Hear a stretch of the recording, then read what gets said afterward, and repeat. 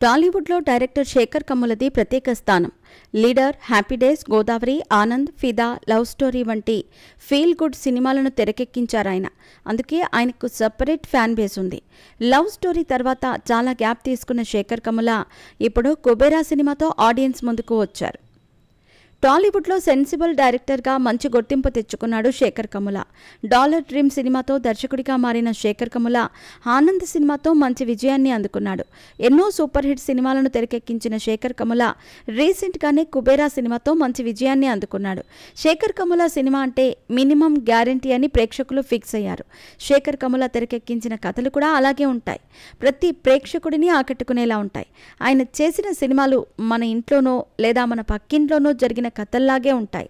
అందమైన ప్రేమ కథలను తెరకెక్కిస్తూ ప్రేక్షకులను ఆకట్టుకుంటున్నారు శేఖర్ కమ్ముల. ఆనంద్, గోదావరి, హ్యాపీ డేస్, ఫిదా, లీడర్, లవ్ స్టోరీ సినిమాలు చేసి హిట్స్ అందుకున్నారు. రీసెంట్గా ధనుష్తో కలిసి కుబేరా సినిమా తెరకెక్కించారు. ఈ సినిమా మంచి విజయాన్ని అందుకున్నారు శేఖర్ కమ్ముల. ధనుష్, రష్మిక మందన హీరోయిన్లుగా నటించిన ఈ సినిమాలో అక్కినేని నాగార్జున కీలక పాత్రలో నటించారు. ఇప్పటికే ఈ సినిమా 100 కోట్లకు పైగా వసూలు చేసింది. కుబేరా సినిమాతో మంచి విజయాన్ని అందుకున్న శేఖర్ కమ్ముల తర్వాత ఎవరితో సినిమా చేయనున్నాడా అని ప్రేక్షకులు ఈగర్గా ఎదురుచూస్తున్నారు.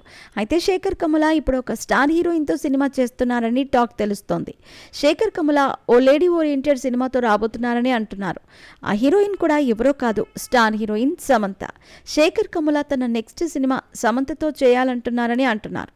దీనిపై ఎలాంటి అధికారిక ప్రకటన లేదు, కానీ సోషల్ మీడియాలో ఈ వార్త అయితే తెగ వైరల్ అవుతోంది.